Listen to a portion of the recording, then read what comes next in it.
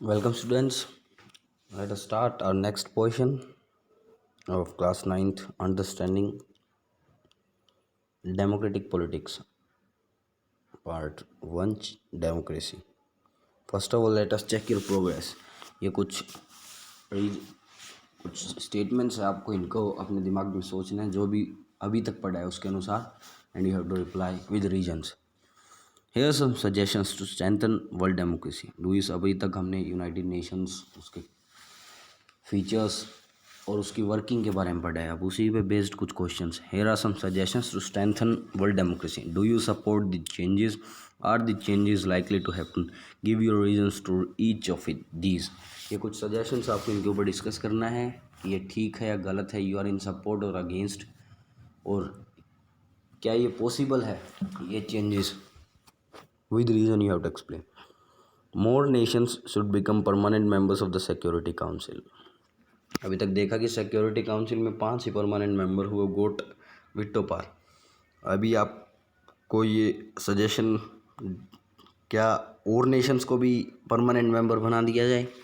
अब डाउट कहाँ है कि क्वेश्चन कहाँ राइज होगा कि कैसे, हाउ टू सेलेक्ट, बाकी नेशंस को कैसे सेलेक्ट करना है कि उनको मेंबरशिप ऑफ परमानेंट काउंसिल दी जाए, सिक्योरिटी काउंसिल की परमानेंट मेंबरशिप. तो फॉर एग्ज़ाम्पल जर्मनी का एग्ज़ाम्पल देखिए. Germany is a developed country, मगर जर्मनी के पास विटो पावर क्यों नहीं है? Do you know the reason क्यों? क्योंकि 1945 में जब यूनाइटेड नेशंस बना था, उस समय ये 5 कंट्रीज़ जर्मनी के खिलाफ, हिटलर के खिलाफ लड़ी थी, मगर हिटलर को हरा दिया गया. और उसके बाद हिटलर जब तानाशाह था, उस समय माना कि जर्मनी हकदार नहीं था इस चीज़ का. मगर अभी Germany has accepted the world अब after so many years.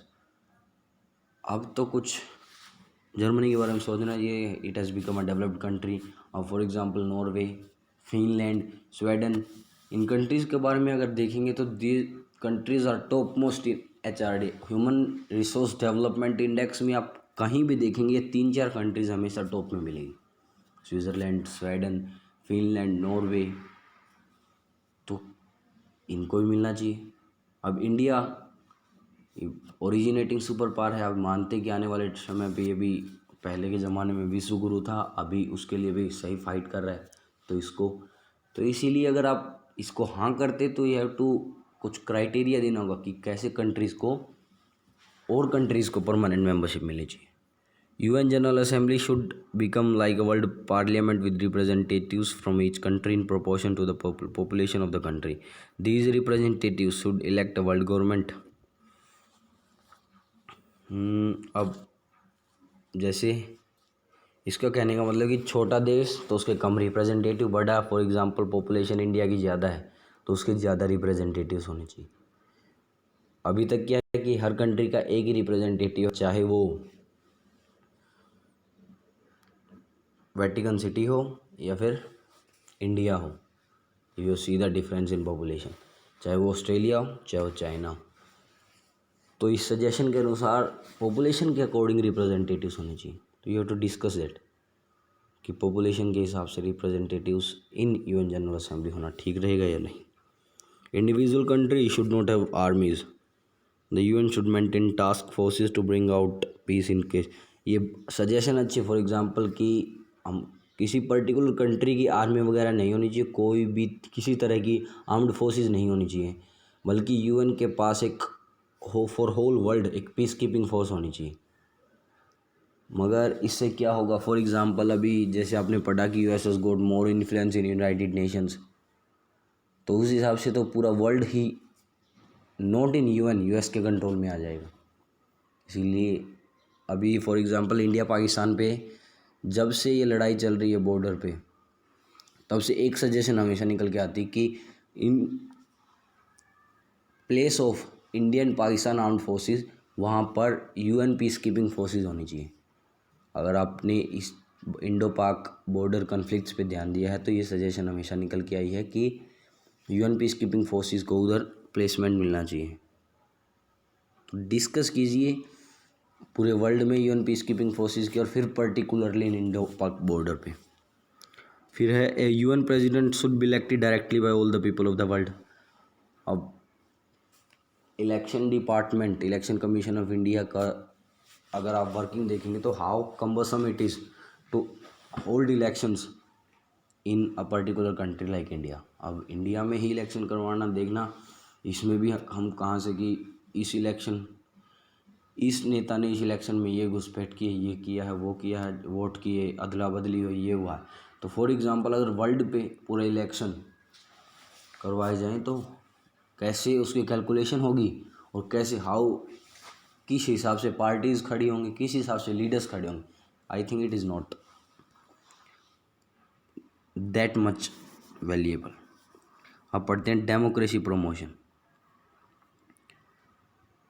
Take a close look at the two cartoons on this and on the next page. ये जो कैक्टस की फॉर्म में दिखाया है स्टैचू ऑफ लिबर्टी इराक है, और ये I think UN peace keeping force है। और नेक्स्ट कार्टून में है ये कोई मिलिट्री स्टैब्लिशमेंट है, और ये किसी बंदे से वोट यानी डेमोक्रेसी का दिखा रही है, फोर्सफुली वोट डलवा रहे हैं। रीड द कार्टून करेंगे। The cartoon cactus of democracy was published in 2004। What does the cactus look like here? I told you statue of liberty. Who is gifting it and to whom? What is this message? Iraq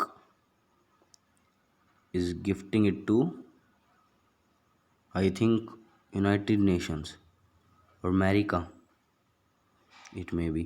और दूसरा है helping democracy was a comment on the presence of US forces during the elections in Iraq. Do you think the cartoon can apply to many other situations? Identify some examples from this chapter which this cartoon can help understand. अब इस cartoon से तो ये लग रहा है कि forcefully voting हो रही है। अभी पढ़ते हैं। These cartoons raise the fundamental questions related to global democracy. Recently, many powerful countries in the world, particularly the USA, United States of America, have taken on the task to democracy promotion in the rest of the world.